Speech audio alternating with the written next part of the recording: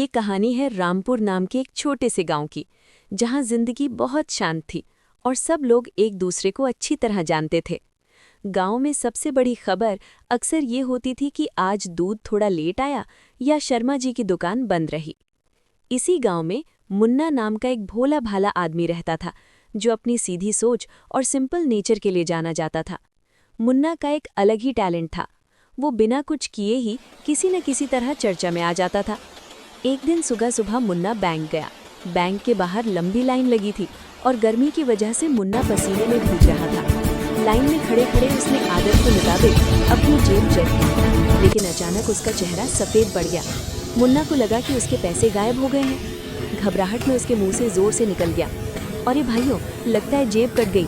बस फिर क्या था, उसकी ये बात हवा से भी तेज पूरे बैंक और फिर गांव में फैल गई। किसी ने सुना कि मुन्ना के पैसे चोरी हो गए, किसी ने कहा बैंक में चोर घुस आया है, और बात बढ़ते बढ़ते शाम तक ये अफवाह बन गई कि गांव में शहर का प्रोफेशनल चोर गैंग आ गया है। लोग डर के मारे दुकान बंद करने लगे, बच्चों को घर के अंदर कर दिया गया और कई लोग छत पर चढ़कर इधर-उधर देखने लगे।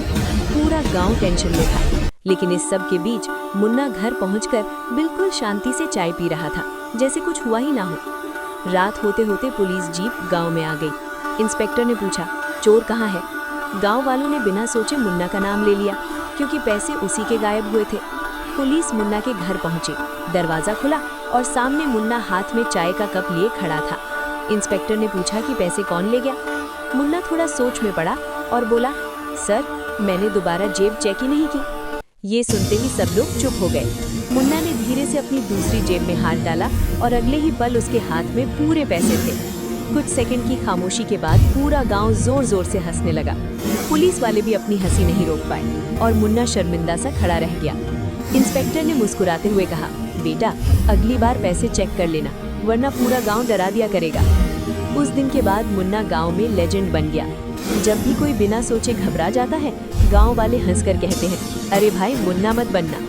और इसी छोटी सी गलतफहमी ने रामपुर गांव को एक ऐसी कहानी दे दी जो आज भी लोग हंस हंस कर याद करते हैं।